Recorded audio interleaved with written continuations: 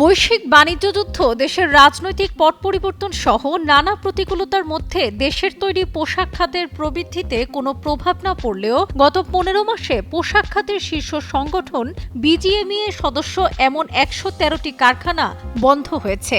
এতে কাজ হারিয়েছে ৯৬,০০০ শ্রমিক। তবে একই সময়ে নতুন সদস্য হয়েছে ১২৮টি কারখানা। সবকটি কারখানা পুরোপুরি উৎপাদনে এলে মোট কর্মসংস্থান হবে ৭৪,০০০ শ্রমিকের। তৈরি পোশাক প্রস্তুত ও রপ্তানিকারকদের সংগঠন বিজিএমই সূত্রে এসব তথ্য জানা গেছে।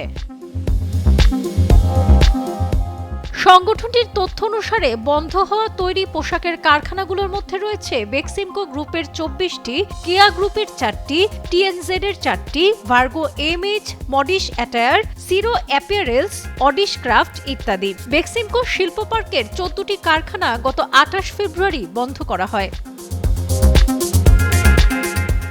এসব প্রতিষ্ঠানে শ্রমিক ছিলেন ৩১,৬৭৯ জন আর কর্মচারী ১,৫৬৫ জন। এই শ্রমিক কর্মচারীদের পাওনা পরিশোধে ৫২৫ কোটি ৪৬ লাখ টাকা দেয় সরকার।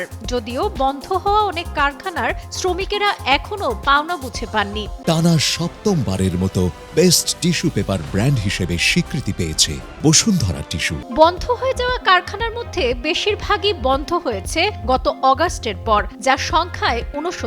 তাতে কাজ হারিয়েছেন ৭৬,৫০৪ জন। এ প্রসঙ্গে জানতে চাইলে বিজিএমইএর সাবেক পরিচালক মহিউদ্দিন রুবেল জানান, এই খাতের প্রবৃদ্ধি হলেও স্বয়ংক্রিয় যন্ত্রপাতির ব্যবহার, কৃত্রিম বুদ্ধিমত্তা, এআই এবং রাজনৈতিক পট পরিবর্তন সহ নানা প্রতিকূলতার মধ্যে যাচ্ছে দেশের পোশাক শিল্প।